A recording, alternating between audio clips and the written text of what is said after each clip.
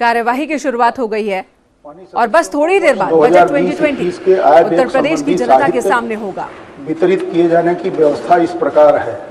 सत्ता पक्ष सभा कक्ष में समस्त महिला सदस्य तथा सहारनपुर, शामली, मुजफ्फरनगर, बिजनौर, मुरादाबाद, संभल, रामपुर, अमरोहा, मेरठ और बागपत, गाजियाबाद, हापुड़, गौतम बुद्ध नगर, बुलंदशहर, अलीगढ़, हाथरस, मथुरा, आगरा, फिरोजाबाद, कासगंज, एटा, मैनपुरी, बदायूं, बरेली, पीलीभीत, शाहजहांपुर, खीरी, सीतापुर, हरदोई, उन्नाव, लखनऊ, रायबरेली, अमेठी, सुल्तानपुर, फर्रुखाबाद, कन्नौज, इटावा, औरैया, कानपुर देहात और जिलों के समस्त सदस्यगण और जो इधर लाभी है विपक्ष सभा कक्ष में नाम निर्देशित सदस्य और शेष अन्य जिलों के समस्त माननीय सदस्यगण अपना साहित्य प्राप्त करने का कष्ट करें। माननीय वित्त मंत्री जी।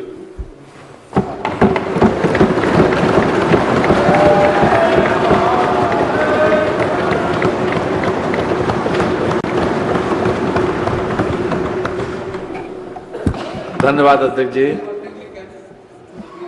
माननीय अध्यक्ष महोदय, आपकी प्रतियां वितरित कर दी हैं। मैं वित्तीय वर्ष 2020-21 का बजट प्रस्तुत करता हूं। मान्यवर, उत्तर प्रदेश भारतीय संस्कृति का बौद्ध क्षेत्र है। गंगा यहाँ है, यमुना भी यहाँ है, ऋषियों की नदी तमा सरस्वती यहीं इसी भू क्षेत्र में प्रवाहित थी। अब भले ही अदृश्य हो, लेकिन हम सबके मानस में वे आज भी प्रवाहमान हैं। तीनों का संगम तीर्थराज प्रयागराज यहाँ है। यहीं 2019 में दुनिया के सबसे बड़े मेले कुंभ का अभूतपूर्व आयोजन बहुत भव्यता के साथ किया गया। फरवरी 2019 में उत्तर प्रदेश इन्वेस्टर्स समिट का सफल आयोजन किया गया। किसानों की आय दोगुना करने के उद्देश्य से द मिलियन फार्मर्स स्कूल कार्यक्रम आयोजित किया गया तथा अंतर्राष्ट्रीय धान संस्थान फिलीपींस की पहली शाखा वाराणसी में स्थापित हुई। इसी काशी से हमारे यशस्वी प्रधानमंत्री माननीय श्री नरेंद्र मोदी जी सांसद हैं। सुखदेव जी की कथा भूमि यहाँ है। श्री कृष्ण की रास भूमि लीला भूमि भी यहीं है। श्री राम की पावनपुरी अयोध्या यहीं है। बुद्ध भूमि यहाँ है। इस प्रदेश ने 9 प्रधानमंत्री देश को दिए हैं। उत्तर प्रदेश दर्शन, दिग्दर्शन, अध्यात्म, पौरुष, पराक्रम, धर्म, अर्थ और कामना पुरुषार्थों की कर्म भूमि है। हम इससे प्यार करते हैं। ये भारतीय राष्ट्रवाद के विकास की यज्ञ भूमि है। ये तत्व चिंतन व अर्थ चिंतन की भूमि है। माननीय मुख्यमंत्री योगी आदित्यनाथ जी के कुशल नेतृत्व में उत्तर प्रदेश निरंतर प्रगति की ओर तेजी से अग्रसर है। उत्तर प्रदेश के समग्र विकास की दृष्टि से योगी सरकार का ये बजट सामाजिक आर्थिक परिवर्तन का हमारा अर्थ संकल्प है। आइए सभी संकीर्णताएं त्याग कर हम सब राज्य का विकास करें और राष्ट्रीय विकास में सहभागी हों। मानवर, हमारा ये मानना है कि समाज के सर्वांगीण विकास के 4 मुख्य स्तंभ हैं। गुणवत्तापूर्ण अवस्थापना सुविधाओं का विकास, युवाओं की शिक्षा एवं कौशल संवर्धन तथा उनके लिए रोजगार, किसानों की खुशहाली तथा सुदृढ़ कानून व्यवस्था एवं त्वरित न्याय। प्रस्तुत बजट में इन 4 आयामों पर विशेष बल दिया गया है। यहाँ मैं कहना चाहूँगा कि हमारी सरकार द्वारा प्रस्तुत वर्ष 2017-18 का बजट किसानों को समर्पित था, तो वर्ष 2018-19 के बजट में औद्योगिक विकास को विशेष स्थान दिया गया था। वर्ष 2019-2020 में महिलाओं के सशक्तिकरण के माध्यम से समाज में उनके प्रति दृष्टिकोण में सकारात्मक परिवर्तन लाए जाने के लक्ष्य को प्रधानता प्रदान की गई थी। वर्ष 2020-2021 के लिए प्रस्तुत इस बजट में मैं प्रदेश के युवाओं की शिक्षा, कौशल संवर्धन, रोजगार के साथ साथ प्रदेश की जनता को मूलभूत अवस्थापना सुविधाएं और त्वरित न्याय उपलब्ध कराए जाने के प्रति समर्पित करता हूं। मानवर, आय व्यय अनुमानों का उल्लेख करने के साथ साथ मैं वर्तमान सरकार के अब तक के कार्यकाल में महत्वपूर्ण और उल्लेखनीय उपलब्धियों और सरकार द्वारा प्रारंभ की गई प्रमुख योजनाओं और कार्यक्रमों का संक्षिप्त सिंहावलोकन इस सम्मानित सदन के समक्ष प्रस्तुत करना चाहूंगा। वर्तमान सरकार ने जब प्रदेश की कमान संभाली, उस समय हमारे समक्ष अपार चुनौतियां थीं। प्रदेश किसानों की ऋणग्रस्तता, दंगों, सामाजिक तनाव, असुरक्षित महिलाओं, स्कूल जाती बेटियों के सम्मान से खिलवाड़ और अर्थव्यवस्था की बदहाली के दौर से गुजर रहा था। इन चुनौतियों को टीम वर्क के साथ अवसरों में बदलने का कार्य हमारी सरकार ने किया। जाति मत मजहब से ऊपर उठकर गांव, गरीब, किसान, मजदूर को केंद्रित कर योजनाएं बनाई गईं। प्रदेश में सुशासन और विकास को एक नया आयाम मिला है। इस अवधि में हुए कार्यों से उत्तर प्रदेश के प्रति लोक दृष्टि में सकारात्मक बदलाव आया है। वर्तमान सरकार ने प्रदेश की 23 करोड़ जनता का विश्वास अर्जित किया है। पिछले 3 वर्षों में उत्तर प्रदेश को प्रत्येक क्षेत्र में एक नई पहचान मिली है। प्रदेश ने अपने संसाधनों का सदुपयोग करते हुए विकास के हर क्षेत्र में नई ऊंचाइयां हासिल की हैं। गैर परों से उड़ सकते हैं हद के हद दीवारों तक, और अंबर तक तो वही उड़ेंगे जिनके अपने पर होंगे।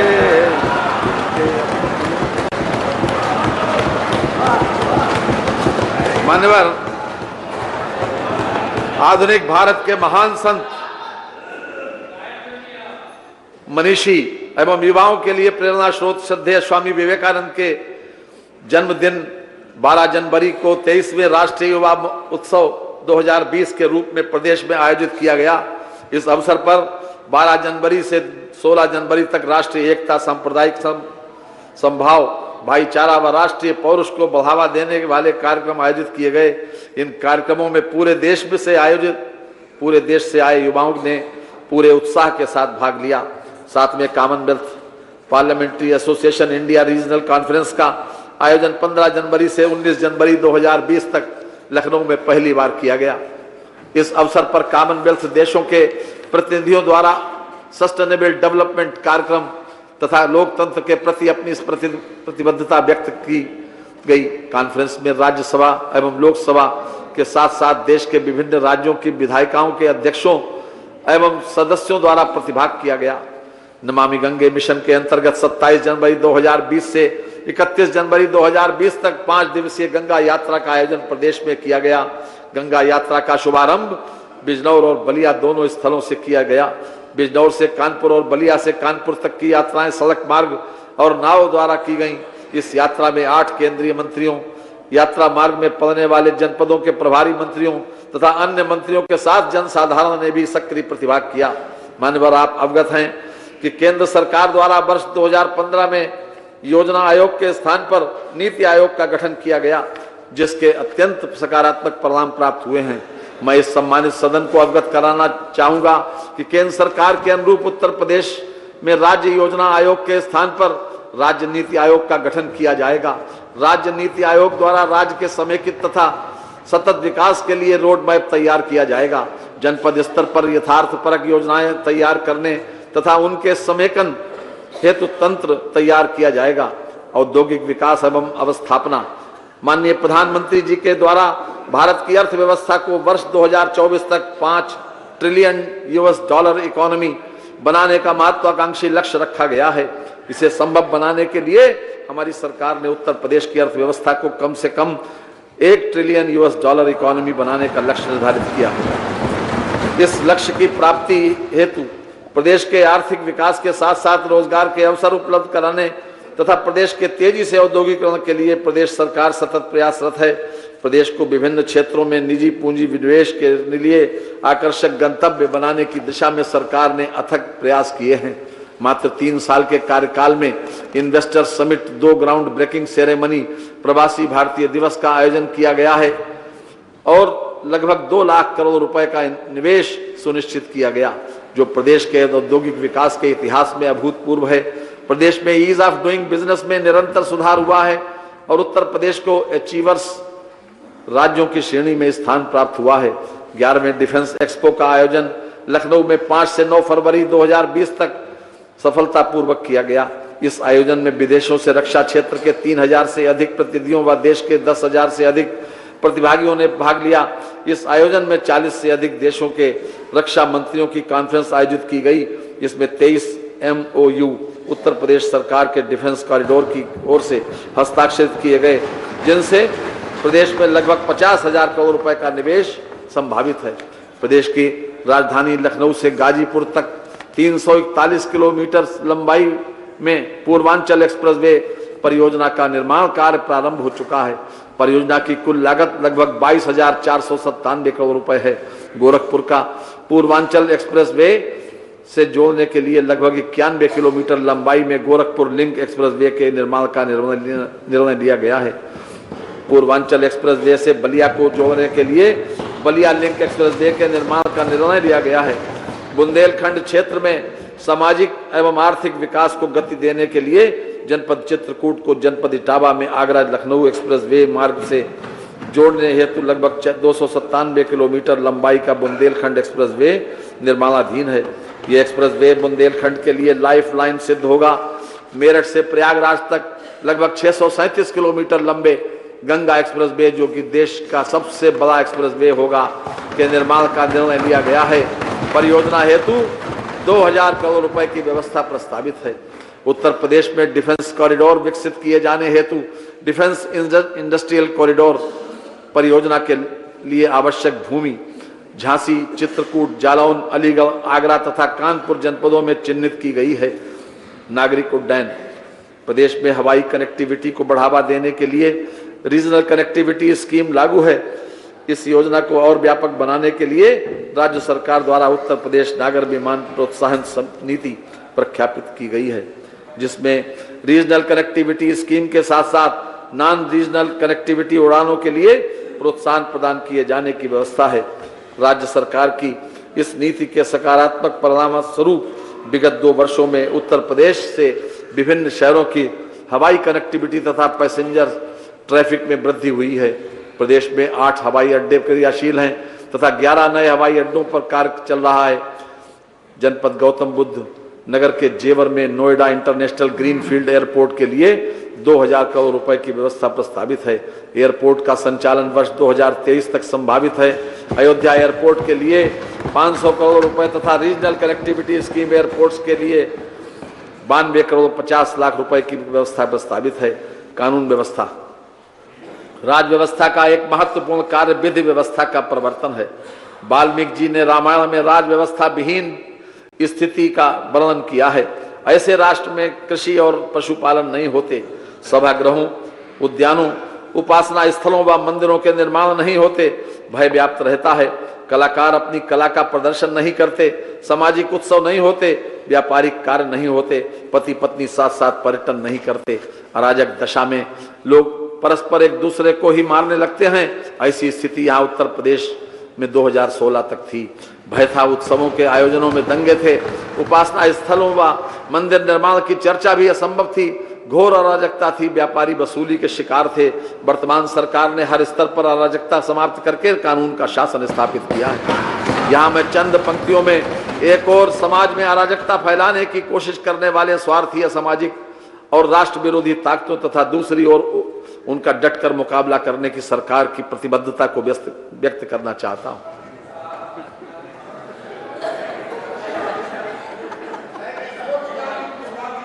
नफरतों की आग में जलते हुए माहौल को, नफरतों की आग में जलते हुए माहौल को इस व्यवस्था ने दिए हैं कुछ अनोखे कायदे।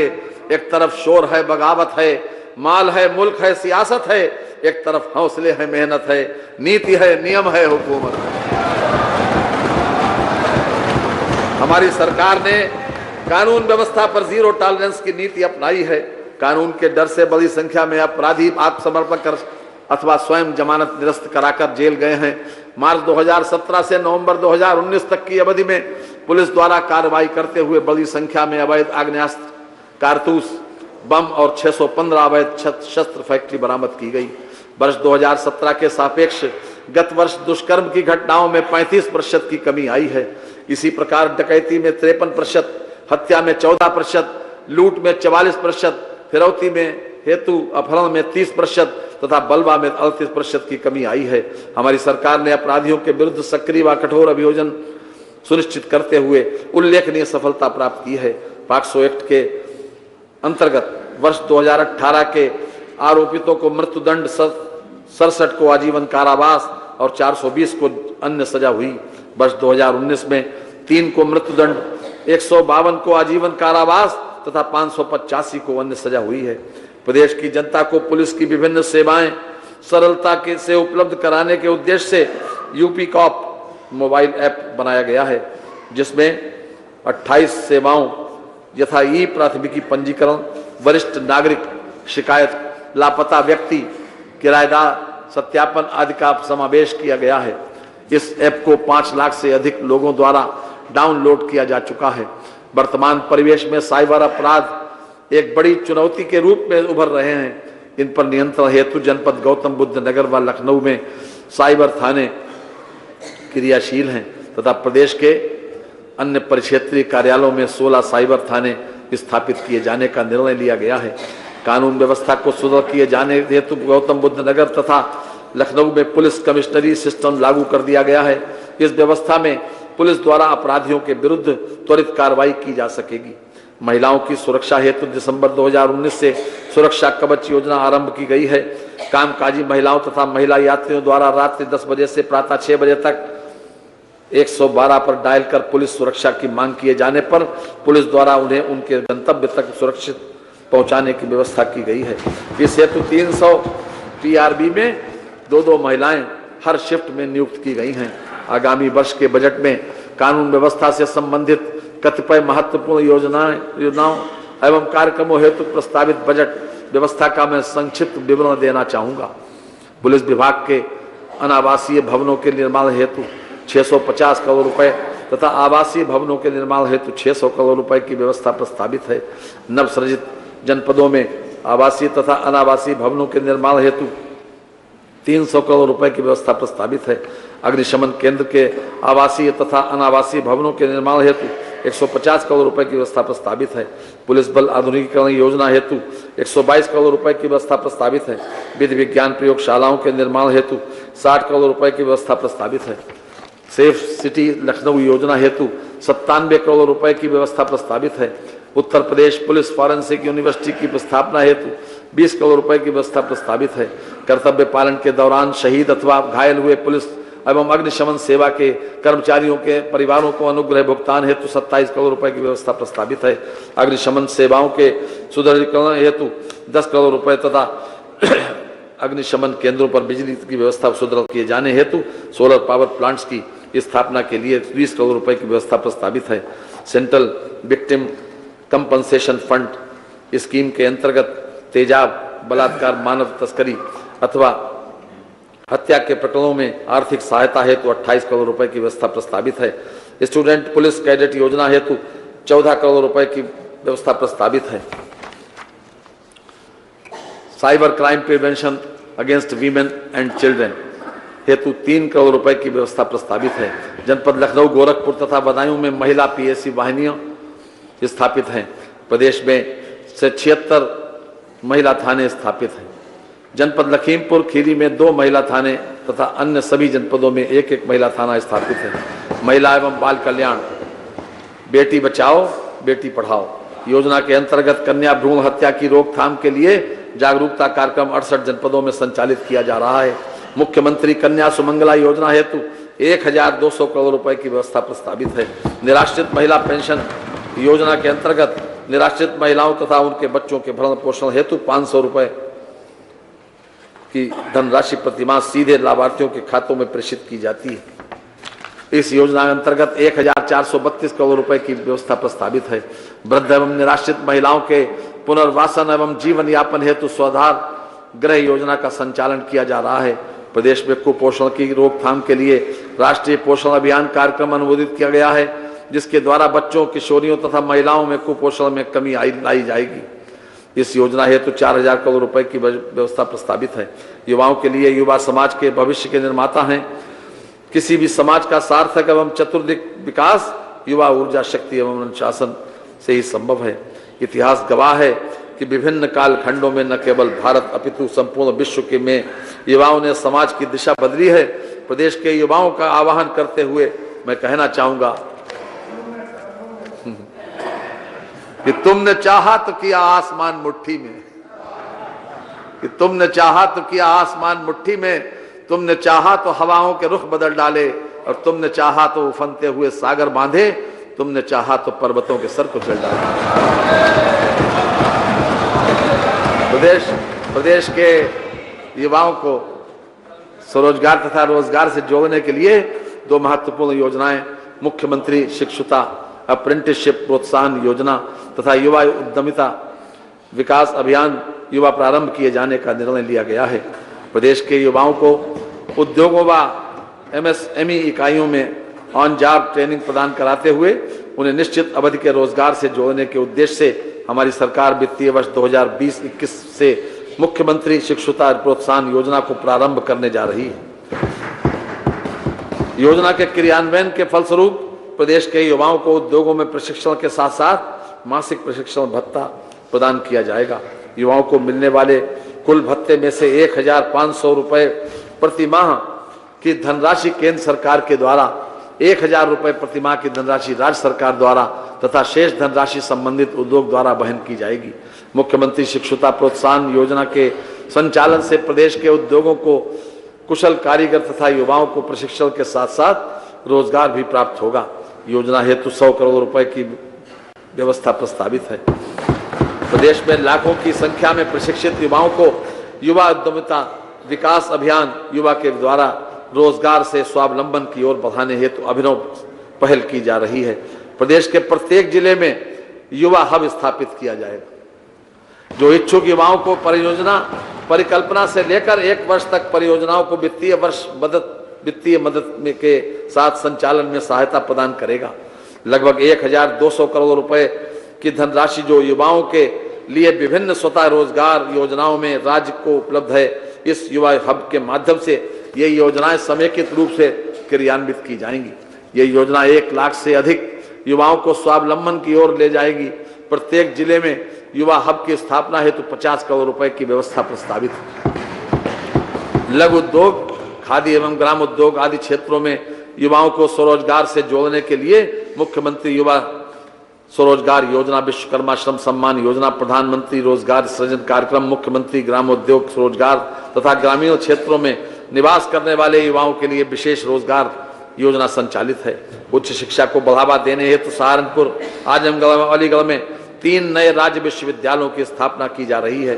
प्रदेश में पुलिस फॉरेंसिक यूनिवर्सिटी की स्थापना प्रस्तावित है। इसके अतिरिक्त जनपद प्रयागराज में लॉ यूनिवर्सिटी की स्थापना प्रस्तावित है। गोरखपुर में आयुष विश्वविद्यालय की स्थापना प्रस्तावित है। जनपद मिर्जापुर, प्रतापगढ़, बस्ती एवं गोंडा में इंजीनियरिंग कॉलेजों की स्थापना की जा रही है। आजमगढ़ एवं अम्बेडकर नगर में इंजीनियरिंग कॉलेजों का निर्माण लगभग पूर्ण हो चुका है। प्रदेश के 18 मंडलों में अटल आवासीय विद्यालयों की स्थापना की जा रही है। इन विद्यालयों में कक्षा 6 से कक्षा 12 तक निःशुल्क आवासीय शिक्षा प्रदान की जाएगी। इस हेतु 270 करोड़ रुपए की व्यवस्था प्रस्तावित है। प्रदेश में 305 राजकीय औद्योगिक प्रशिक्षण संस्थान स्थापित हैं, जिनमें युवाओं के उद्योग एवं सेवा क्षेत्र के 71 व्यवसायों में प्रशिक्षण हेतु 1,72,440 सीटें उपलब्ध हैं।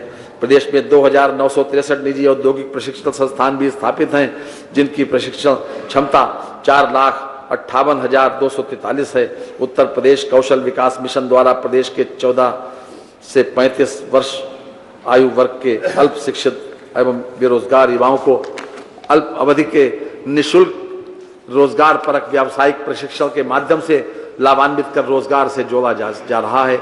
अभी तक 8,50,000 से अधिक युवाओं को प्रशिक्षित किया जा चुका है तथा उनमें से 3 लाख से अधिक युवाओं को प्रतिष्ठित उद्योगों में सेवा योजित भी कराया जा चुका है। आगामी वर्ष में विभिन्न प्रशिक्षण कार्यक्रमों के अंतर्गत 2 लाख युवाओं को प्रशिक्षित करने का लक्ष्य रखा गया है। चिकित्सा एवं चिकित्सा शिक्षा, राष्ट्रीय विकास में प्रत्येक नागरिक के श्रम की भूमिका होती है। स्वस्थ समाज कर्म प्रधान होते हैं। कर्म प्रधान समाज ही रिद्धि सिद्धि समृद्धि प्राप्त करते हैं। समाज के प्रत्येक व्यक्ति का अच्छा स्वास्थ्य योगी सरकार की प्राथमिकता है। 3 वर्ष पहले तक प्रदेश की स्वास्थ्य सेवाएं ही बीमार रही हैं। हमारी सरकार के प्रयासों के परिणाम स्वरूप मातृ मृत्यु दर में सबसे ज्यादा 30% गिरावट लाने के लिए उत्तर प्रदेश को भारत सरकार की तरफ से MMR अवार्ड से पुरस्कृत किया गया है। ब्लॉक स्तर से जिला स्तर तक 104 इंसेफ्लाइटिस केंद्र स्थापित किए गए तथा जापानी इंसेफ्लाइटिस व एक्यूट इंसेफ्लाइटिस के विरुद्ध अभियान में 3,50,000 लोगों को प्रशिक्षित किया गया। ग्रामीण अंचलों में रहने वाली जनता को अधिक से अधिक चिकित्सा सुविधाएं उपलब्ध कराना हमारी सरकार की प्राथमिकता है। प्रदेश में टेलीमेडिसिन की शुरुआत की गई है, जिसके अंतर्गत दूरस्थ ग्रामों के रोगी मोबाइल फोन के माध्यम से भी कंट्रोल रूम से चिकित्सीय परामर्श प्राप्त कर सकते हैं। प्रदेश के प्राथमिक स्वास्थ्य केंद्रों पर प्रत्येक रविवार को मुख्यमंत्री आरोग्य स्वास्थ्य मेला का आयोजन किया जा रहा है। काशी हिंदू विश्वविद्यालय में महामना पंडित मदन मोहन मालवीय कैंसर संस्थान, लहरतारा में होमी भाभा कैंसर हॉस्पिटल और बीआरडी मेडिकल कॉलेज, गोरखपुर में सुपर स्पेशलिटी ब्लॉक क्रियाशील हो चुके हैं। 108 EMTS एम्बुलेंस सेवा के अंतर्गत प्रदेश में पूर्वी एवं पश्चिमी क्लस्टर्स में 2200 एम्बुलेंसों का संचालन किया जा रहा है एवं ALS एम्बुलेंस सेवा की वर्तमान फ्लीट में 250 एम्बुलेंसों का संचालन किया जा रहा है। 108 EMTS एम्बुलेंस सेवा के माध्यम से 1 करोड़ 40 लाख से अधिक रोगियों तथा एडवांस लाइफ सपोर्ट एम्बुलेंस सेवा के माध्यम से 1,55,000 रोगियों को सेवा प्रदान की गई है। 102 एम्बुलेंस सर्विसेज योजना के अंतर्गत 2,270 एम्बुलेंस की सेवाएं संचालित की जा रही हैं, जिसके माध्यम से 3 करोड़ 70 लाख से अधिक लाभार्थियों को निःशुल्क एम्बुलेंस सेवा प्रदान की जा चुकी है। स्वास्थ्य सेवाओं के मामले में उत्तर प्रदेश की तस्वीर बदली है और प्रदेश में चिकित्सा सुविधाएं तेजी से बढ़ी हैं। हमारी सरकार द्वारा प्रदेश में 8 नए मेडिकल कॉलेज हरदोई, एटा, प्रतापगढ़, फतेहपुर, सिद्धार्थनगर, देवरिया, गाजीपुर व मिर्जापुर का निर्माण कार्य चल रहा है। 13 नए मेडिकल कॉलेज बुलंदशहर, बिजनौर, औरैया, पीलीभीत, लखीमपुर खीरी, कानपुर देहात, ललितपुर, गोंडा, सुल्तानपुर, कुशीनगर, सोनभद्र, कौशाम्बी और चंदौली स्वीकृत हो चुके हैं। पूर्व प्रधानमंत्री भारत रत्न स्वर्गीय अटल बिहारी वाजपेयी जी की स्मृति में लखनऊ में एक नए चिकित्सा विश्वविद्यालय माननीय अटल बिहारी वाजपेयी चिकित्सा विश्वविद्यालय का निर्माण कार्य कराया जा रहा है तथा किंग जॉर्ज चिकित्सा विश्वविद्यालय का एक सैटेलाइट सेंटर बलरामपुर में स्थापित किया जा रहा है। प्रदेश के 7 नए मेडिकल कॉलेजों में MBBS के प्रथम वर्ष का पठन पाठन वर्तमान वर्ष में प्रारंभ हो गया है। गोरखपुर और रायबरेली एम्स में 50-50 MBBS की सीटों पर छात्रों के प्रवेश की प्रक्रिया पूरी की जा चुकी है। किंग जॉर्ज चिकित्सा विश्वविद्यालय, लखनऊ मेडिकल कॉलेज प्रयागराज तथा मेडिकल कॉलेज मेरठ में डायबिटिक रेटिनोपैथी उपचार सेंटर की स्थापना की जाएगी। SGPGI में advanced diabetes and endocrine sciences centre की स्थापना किया जाना प्रस्तावित है।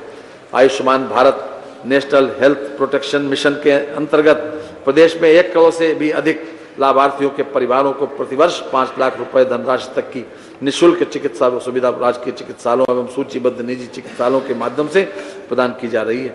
इस योजना से छूटे हुए पात्र लाभार्थियों के लिए राज्य सरकार द्वारा प्रत्यक्ष से मुख्यमंत्री जन आरोग्य योजना का क्रियान्वयन किया जा रहा है। राष्ट्रीय स्वास्थ्य मिशन एवं प्रदेश सरकार के प्रयासों से संक्रामक रोगों के रोकथाम एवं बचाव एवं उपचार के संबंध में कार्यक्रम परक एवं अभियान परक गतिविधियां संचालित की गई हैं, जिसके फलस्वरूप AEM/JE रोगियों एवं मृतकों की संख्या में विगत 2 वर्षों में निरंतर कमी आई है। नवसृजित जनपदों में 100 शैय्या संयुक्त चिकित्सालयों की स्थापना हेतु 30 करोड़ रुपए की व्यवस्था प्रस्तावित है। ग्रामीण क्षेत्रों में चिकित्सा सुविधाएं सुदृढ़ करने के उद्देश्य से सामुदायिक स्वास्थ्य केंद्रों के भवनों तथा उपकरणों हेतु 65 करोड़ रुपए की व्यवस्था प्रस्तावित है। नए प्राथमिक स्वास्थ्य केंद्रों एवं सामुदायिक स्वास्थ्य केंद्रों के भवन निर्माण हेतु क्रमशः 81 करोड़ रुपए एवं 35 करोड़ रुपए की व्यवस्था प्रस्तावित है। ग्रामीण क्षेत्रों में स्थित सामुदायिक स्वास्थ्य केंद्रों को उच्चीकृत कर 100 शैय्या चिकित्सालय में परिवर्तित किए जाने हेतु 50 करोड़ रुपए की व्यवस्था प्रस्तावित है। जिला पुरुष तथा महिला चिकित्सालयों में सुधार, विस्तार एवं नवीनीकरण हेतु 70 करोड़ रुपए की व्यवस्था प्रस्तावित है।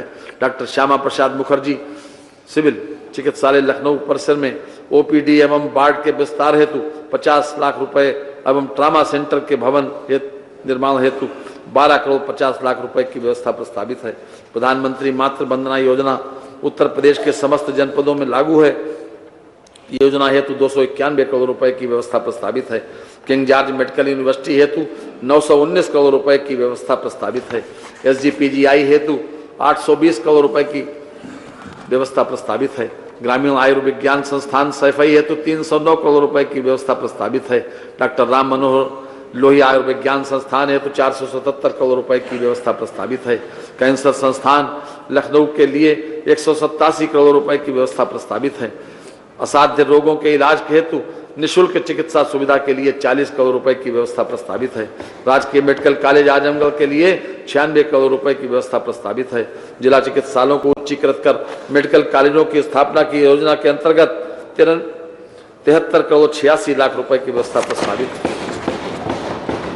कृषि उद्यान एवं सहकारिता, ऋषि और कृषि राष्ट्र जीवन के मुख्य अधिष्ठान हैं। ऋषि दृष्टि में अनुसंधान व शिक्षा की संस्कृति है। हमारी सरकार ने कार्यभार संभालने के तत्काल उपरांत प्रदेश के लघु एवं सीमांत किसानों के फसली ऋण का मोचन करने का निर्णय लिया और इस निर्णय का सफलतापूर्वक क्रियान्वयन किया। किसानों की आय को दुगना करने के लिए कृषि में आधुनिक तकनीक के प्रयोग को बढ़ावा दिया जा रहा है। गेहूं, धान तथा मक्का खरीद की नई प्रोक्योरमेंट पॉलिसी लागू की गई है, जिसका लाभ किसानों को मिल रहा है।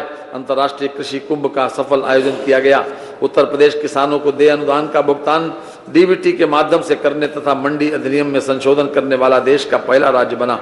वर्ष 2020-2021 में खाद्यान्न उत्पादन का लक्ष्य 641,74,000 मीट्रिक टन एवं तिलहन उत्पादन का लक्ष्य 13,90,000 मीट्रिक टन निर्धारित किया गया है।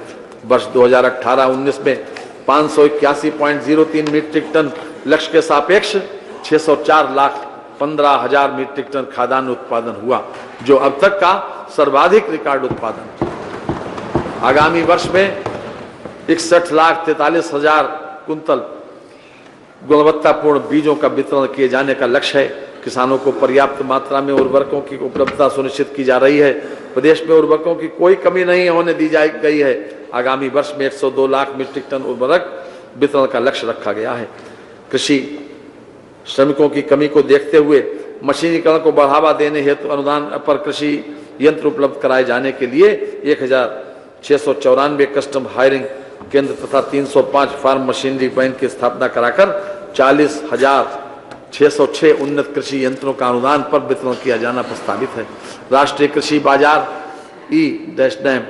(विदिन-ब्रैकेट) योजना के तहत किसानों को उनकी उपज का सही मूल्य दिलाने के लिए प्रदेश की 100 मंडियों में 1,483 करोड़ 80 लाख रुपए का व्यापार किया गया। प्रदेश की अन्य 25 मंडियों को ई-नैम पोर्टल से जोड़े जाने की कार्रवाई की जा रही है। मंडी परिषद द्वारा नवंबर 2019 तक 2,363 किलोमीटर लंबाई के मार्गों की मरम्मत एवं नवीनीकरण का कार्य पूर्ण कराया गया। वर्तमान में 848 किलोमीटर लंबे मार्गों का गड्ढा मुक्त किए जाने का कार्य प्रगति पर है। कृषि एवं प्रौद्योगिक विश्वविद्यालय अयोध्या के अंतर्गत कृषि महाविद्यालय कैंपस आजमगढ़ तथा कृषि एवं प्रौद्योगिक विश्वविद्यालय कानपुर के अंतर्गत कृषि महाविद्यालय कैंपस लखीमपुर खीरी में पठन पाठन का कार्य प्रारंभ करा दिया गया है। प्रदेश में कृषि की नवीनतम जानकारी के प्रचार प्रसार हेतु 20 नवीन कृषि विज्ञान केंद्रों की स्थापना किए जाने का निर्णय लिया गया है, जिसमें से 14 कृषि विज्ञान केंद्रों का संचालन प्रारंभ हो गया है। प्रदेश में बागवानी के समन्वित विकास हेतु समन्वित बागवानी विकास मिशन, राष्ट्रीय कृषि विकास योजना, प्रधानमंत्री कृषि सिंचाई योजना के उपघटक पर drop more crop, micro irrigation, औषधियां, पौध मिशन, बुंदेलखंड एवं बिंद क्षेत्र में औद्योगिक विकास, गुणवत्ता युक्त पान उत्पादन प्रोत्साहन आदि महत्वपूर्ण कार्यक्रम संचालित किए जा रहे हैं। खाद्य प्रसंस्करण उद्योगों को बढ़ावा देने के उद्देश्य से उत्तर प्रदेश खाद्य प्रसंस्करण उद्योग नीति 2017 खाद्य प्रसंस्करण प्रशिक्षण एवं विधायन आदि कार्यक्रम संचालित हैं। इन कार्यक्रमों के अंतर्गत फल सब्जी प्रसंस्करण, अनाज आधारित उद्योग, दुग्ध बेकरी आधारित उद्योग आदि क्षेत्र सम्मिलित हैं। उक्त नीति उद्यमिता विकास के साथ ही कृषकों को उनके उत्पाद का उचित मूल्य दिलाने, रोजगार सृजन एवं मूल्य संवर्धन में सहायक सिद्ध होगी। गन्ना विकास एवं चीनी उद्योग, प्रदेश सरकार द्वारा 46,20,000 गन्ना किसानों को 86,700 करोड़ रुपए के गन्ना मूल्य का भुगतान कराया गया है। विगत 2 वर्षों में प्रदेश की चीनी मिलों द्वारा रिकॉर्ड 2,143 लाख टन गन्ने की पेराई की गई, जो रिकॉर्ड है। पेराई सत्र 2019-20 में 119 चीनी मिलें संचालित हैं, जिनके द्वारा अब तक 552 लाख टन गन्ने की पेराई करते हुए 60,26,000 टन चीनी का उत्पादन किया जा चुका है। प्रदेश में स्थापित कुल 50 आसबनियों द्वारा इस वर्ष के माह दिसंबर 2019 तक 50,54,00,000 लीटर एथेनॉल की आपूर्ति की जा चुकी है। राज्य सरकार द्वारा पेराई सत्र 2019-20 हेतु अगेती प्रजाति गन्ने का मूल्य 325 रुपये, सामान्य प्रजाति गन्ने का मूल्य 315 रुपये एवं अस्वीकृत प्रजाति गन्ने का मूल्य 310 रुपये प्रति कुंटल निर्धारित किया गया है। गन्ना की आपूर्ति समस्या के दृष्टिगत चीनी मिल रमाला बागपत की पेराई क्षमता 2,750 से बढ़ाकर 5,000 TCD की गई तथा इसके साथ 27 मेगावाट का जेन संयंत्र लगाया गया, जिसका लोकार्पण 4 नवंबर 2019 को किया जा चुका है। मोहिउद्दीन मेरठ चीनी मिल की पेराई क्षमता 2500 TCD से बढ़ाकर 3500 TCD की गई, जिसे 5,000 TCD तक बढ़ाया जा सकता है।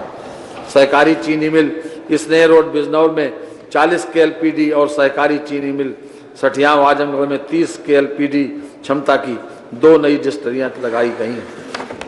बंद पड़ी चीनी मिल पिपराइच और गोरखपुर एवं मुंडेरवा बस्ती के स्थान पर 5,000 TCD की 2 नई चीनी मिलें और 27 मेगावाट क्षमता की बिजली उत्पादन संयंत्र की स्थापना की गई है। ग्राम विकास एवं पंचायती राज प्रधानमंत्री आवास योजना ग्रामीण के अंतर्गत 13 लाख से अधिक आवासों का निर्माण कराया गया है। योजना के अंतर्गत 7,023 गरीब मुसहर परिवारों को आवास दिए गए हैं। योजना के परफॉर्मेंस इंडेक्स में उत्तर प्रदेश पूरे देश में पहले स्थान पर है। आगामी वर्ष में 5 लाख आवासों के निर्माण का लक्ष्य रखा गया है, जिसके लिए 6,240 करोड़ रुपए की व्यवस्था प्रस्तावित है। स्वच्छ भारत मिशन ग्रामीण के अंतर्गत 2,61,00,000 परिवारों के लिए शौचालय निर्माण के साथ प्रदेश ने देश में प्रथम स्थान प्राप्त किया है। योजना अंतर्गत आगामी वर्ष में ग्राम पंचायतों में ठोस तरल अपशिष्ट प्रबंधन कार्यों के साथ सामुदायिक शौचालय कॉम्प्लेक्स का निर्माण कराने जाने का निर्णय लिया गया है। योजना हेतु 5,791 करोड़ रुपए की व्यवस्था प्रस्तावित है। मनरेगा योजना अंतर्गत वर्तमान में 20 नवंबर 2019 तक 14,59,00,000 मानव दिवस रोजगार के अवसर सृजित किए गए हैं। आगामी वर्ष में 35 करोड़ मानव दिवस रोजगार सृजन का लक्ष्य है। योजना हेतु 4,800 करोड़ रुपए की व्यवस्था प्रस्तावित है। पहली बार बनटंगिया, मुसहर, कोल एवं थारू जनजाति के 38 वन ग्रामों को राजस्व ग्राम घोषित किया गया, जिससे वन क्षेत्रों में बसे इन गांव के गरीबों को आवास, चिकित्सा, शिक्षा, सड़क, बिजली एवं राशन कार्ड आदि मूलभूत सुविधाएं मिल सकी। श्यामा प्रसाद मुखर्जी रूरबन मिशन के अंतर्गत प्रदेश में 3 चरणों में कुल 19 क्लस्टर चयनित किए गए हैं। योजना हेतु आगामी वर्ष में लगभग 175 करोड़ रुपए की व्यवस्था प्रस्तावित है। मुख्यमंत्री आवास योजना ग्रामीण में 50,740 लाभार्थियों को लाभान्वित कराया जा रहा है, जिनमें मुसहर, बनटंगिया तथा थारू जनजाति के परिवारों को प्राथमिकता पर आवास उपलब्ध कराए जा रहे हैं। आगामी वर्ष में योजना हेतु 369 करोड़ रुपए की व्यवस्था प्रस्तावित है। प्रधानमंत्री ग्राम सड़क योजना हेतु 1,357 करोड़ रुपए की व्यवस्था प्रस्तावित है। बुंदेलखंड, विंध्य क्षेत्र तथा गुणवत्ता प्रभावित ग्रामों में पाइप पेयजल योजना के हेतु 3,300 करोड़ रुपए की व्यवस्था प्रस्तावित है। राष्ट्रीय ग्राम स्वराज अभियान योजना के अंतर्गत पंचायतों के क्षमता संवर्धन, प्रशिक्षण एवं पंचायतों में संरचनात्मक ढांचे की उपलब्धता हेतु 458 करोड़ रुपए की व्यवस्था प्रस्तावित है। मुख्यमंत्री पंचायत प्रोत्साहन योजना अंतर्गत उत्कृष्ट ग्राम पंचायतों को प्रोत्साहित करने हेतु 25 करोड़ रुपए की व्यवस्था प्रस्तावित है।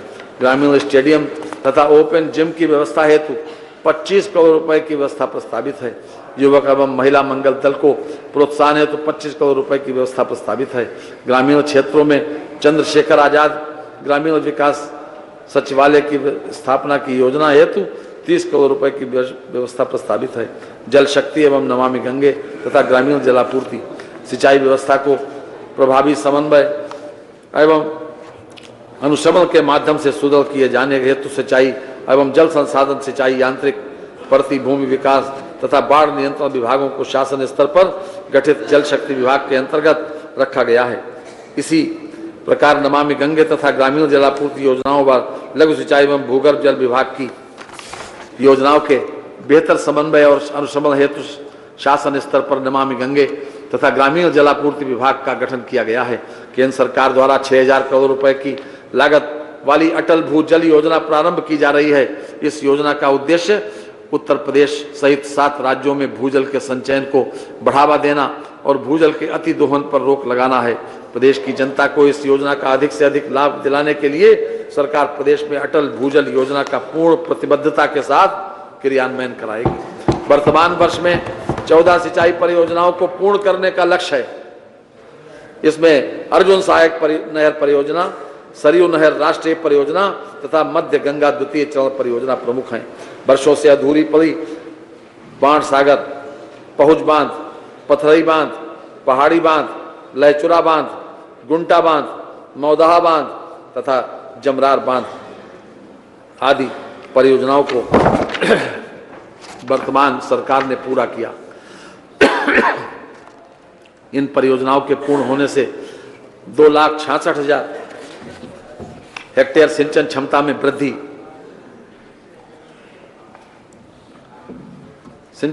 वृद्धि, हुई। इससे लाखों किसानों को लाभान्वित किया गया। बुंदेलखंड में 8,384 खेत तालाबों का निर्माण कराया गया तथा 6,000 से अधिक खेत तालाबों का निर्माण और कराया जाएगा। आगामी वर्ष में 4 परियोजनाओं Uttar Pradesh water sector restructuring परियोजना, कचनौदा बांध परियोजना, भौरट बांध परियोजना तथा उमरहट पंप नहर परियोजना को पूर्ण करने का लक्ष्य रखा गया है। मध्य गंगा द्वितीय चरण परियोजना से 1,46,000 हेक्टेयर तथा अर्जुन सहायक नहर परियोजना से 44,000 हेक्टेयर सिंचन क्षमता सृजित होगी। सरयू नहर परियोजना हेतु 1,554 करोड़ रुपए, मध्य गंगा नहर द्वितीय चरण हेतु 1,736 करोड़ रुपए तथा अर्जुन सहायक परियोजना हेतु 252 करोड़ 65 लाख रुपए की व्यवस्था प्रस्तावित है। राजघाट नहर परियोजना, वाटर सेक्टर रिस्ट्रक्चरिंग परियोजना तथा कनहर सिंचाई परियोजना हेतु क्रमशः 393 करोड़ रुपए, 295 करोड़ रुपए तथा 200 करोड़ रुपए की व्यवस्था प्रस्तावित है। बाढ़ नियंत्रण एवं जल निकासी परियोजनाओं हेतु 966 करोड़ रुपए की व्यवस्था प्रस्तावित है। नहरों की क्षतिग्रस्त पक्की संरचनाओं के निर्माण कार्यों हेतु 300 करोड़ रुपए की व्यवस्था प्रस्तावित है। ग्रामीण जलापूर्ति कार्यक्रमों के अंतर्गत जल जीवन मिशन हेतु 3,000 करोड़ रुपए की व्यवस्था प्रस्तावित है। निःशुल्क बोरिंग योजना, मध्यम गहरे निःशुल्क नलकूप योजना तथा गहरी बोरिंग योजना को समेकित रूप से मुख्यमंत्री लघु सिंचाई योजना के नाम से क्रियान्वित किए जाने हेतु 216 करोड़ रुपए की व्यवस्था प्रस्तावित है। प्रदेश में बढ़ती हुई जनसंख्या के भविष्य की जल आवश्यकताओं की पूर्ति हेतु 1 हेक्टेयर से 5 हेक्टेयर के तालाबों को पुनर्विकसित करने की आवश्यकता के दृष्टिगत वर्षा जल संचयन के लिए 48 करोड़ रुपए की व्यवस्था प्रस्तावित है। प्रधानमंत्री कृषि सिंचाई योजना के घटक हर खेत को पानी के अंतर्गत प्रदेश के 18 जनपदों के 69 विकास खंडों में, जिनमें 750 मिलीमीटर से अधिक वर्षा होती है, में बोरिंग योजनाओं हेतु 50 करोड़ रुपए की व्यवस्था प्रस्तावित है। ऊर्जा एवं अतिरिक्त ऊर्जा, वर्तमान सरकार ने विद्युत क्षेत्र में पुराने मिथकों को तोड़ा है। जिला मुख्यालयों को 24 घंटे, तहसील मुख्यालयों को 20 घंटे तथा ग्राम स्तर पर 16 से 18 घंटे बिजली देने की व्यवस्था की गई है। गत 2 वर्षों में सौभाग्य एवं अन्य योजनाओं के अंतर्गत प्रदेश में लगभग 1 करोड़ 24 लाख घरों को विद्युत संयोजन निर्गत कर समस्त 75 जनपदों को लक्ष्य के अनुरूप निर्धारित समय में संतृप्त कर दिया गया है। पंडित दीनदयाल उपाध्याय ग्राम ज्योति योजना व ग्रामीण विद्युतीकरण की अन्य योजनाओं के अंतर्गत माह अप्रैल 2017 से अब तक 1,21,324 मजरों को विद्युतीकृत किया गया है। लक्ष्य के सापेक्ष विद्युतीकृत किए जाने हेतु कोई मजरा शेष नहीं। संयोजनों की 100% मीटरिंग कराई जा रही है। प्रदेश के 47 शहरों में वर्ष 2022 तक 40 लाख स्मार्ट मीटर लगाए जाएंगे। वर्तमान में विद्युत वितरण निगमों के मुख्यालय स्थित महानगरों में स्मार्ट मीटर लगाए जा रहे हैं। जनवरी 2020 तक लगभग 9 लाख से स्मार्ट मीटर स्थापित किए जा चुके हैं। इन मीटरों की स्थापना से बिलिंग क्षमता में लगभग 5 से 7% की वृद्धि परिलक्षित होगी। प्रदेश में विगत 2 वर्षों में विद्युत आपूर्ति में रिकॉर्ड वृद्धि हुई है, जिसके फलस्वरूप 280 लाख उपभोक्ताओं को विद्युत आपूर्ति सुनिश्चित की जा रही है। गत वर्ष के 20,062 मेगावाट के सापेक्ष वर्तमान वित्तीय वर्ष में 21,632 मेगावाट पीक मांग की आपूर्ति की गई। वर्तमान वर्ष में शहरों तथा गांवों में विद्युत आपूर्ति हेतु लगभग 22,922 मेगावाट विद्युत की उपलब्धता है, जो मांग के अनुरूप पर्याप्त है। आगामी वर्षों में हेतु अनुबंधित क्षमता को मांग के अनुरूप बढ़ाया जा रहा है। वर्तमान में प्रदेश में सार्वजनिक क्षेत्र की विद्युत उत्पादन क्षमता 5,800 मेगावाट है, जिसको बढ़ाते हुए मांग के अनुरूप भविष्य में प्रदेशवासियों को समुचित विद्युत उपलब्ध कराने हेतु सार्वजनिक क्षेत्र में 3,960 मेगावाट उत्पादन क्षमता की तापीय परियोजनाएं 32,300 करोड़ रुपए की लागत से निर्माणाधीन है। इन परियोजनाओं में लगभग 2020 से 2022 के मध्य उत्पादन प्रारंभ होगा। इसके अतिरिक्त भविष्य में लगभग 3,000 मेगावाट का उत्पादन संयुक्त उपक्रम के माध्यम से प्राप्त होना संभावित है। सौर ऊर्जा में से विद्युत उत्पादन में निजी भागीदारी को बढ़ावा एवं निजी निवेश को आकर्षित किए जाने के उद्देश्य से सौर ऊर्जा नीति 2017 क्रियान्वित की गई है। इस नीति के अंतर्गत वर्ष 2022 तक 10,700 मेगावाट क्षमता की सौर विद्युत उत्पादन का लक्ष्य निर्धारित किया गया है। बुंदेलखंड क्षेत्र में सौर विद्युत परियोजना को बढ़ावा दिए जाने के उद्देश्य से 4,000 मेगावाट सौर ऊर्जा उत्पादन के लिए ग्रीन एनर्जी कॉरिडोर का निर्माण कराए जाने का निर्णय लिया गया है। प्रदेश में अब तक कुल 949 मेगावाट क्षमता की यूटिलिटी स्केल सौर विद्युत परियोजनाएं स्थापित की गई हैं। प्रदेश सरकार द्वारा ग्रिड संयोजित सोलर रूफटॉप के अंतर्गत निजी आवासों में नेट मीटरिंग व्यवस्था के माध्यम से प्लांट की स्थापना पर 15,000 रुपए प्रति किलोवाट, अधिकतम 30,000 रुपए प्रति उपभोक्ता हेतु अनुदान दिया जा रहा है। अब तक 225 मेगावाट क्षमता के रूफटॉप सोलर संयंत्रों की स्थापना की जा चुकी है। जैव ऊर्जा उद्यम प्रोत्साहन कार्यक्रम के अंतर्गत biodiesel, bioethanol, methanol, biogas, bio CNG उत्पादन इत्यादि परियोजनाओं को प्रोत्साहन प्रदान किया जा रहा है। ग्रामीण क्षेत्रों में सामुदायिक मार्ग प्रकाश की सुविधा हेतु लगभग 2,82,000 सोलर स्ट्रीट लाइट संयंत्रों की स्थापना कराई जा चुकी है। प्रदेश के विभिन्न प्राथमिक विद्यालयों में 2,727 सोलर आरओ वाटर संयंत्रों की स्थापना कराई गई है। Pandit Deendayal Upadhyay solar street light योजना में विकास खंड के 1 या 2 ग्रामीण बाजारों में सामुदायिक प्रकाश की व्यवस्था सोलर स्ट्रीट लाइट संयंत्रों से कराए जाने की योजना संचालित की गई है।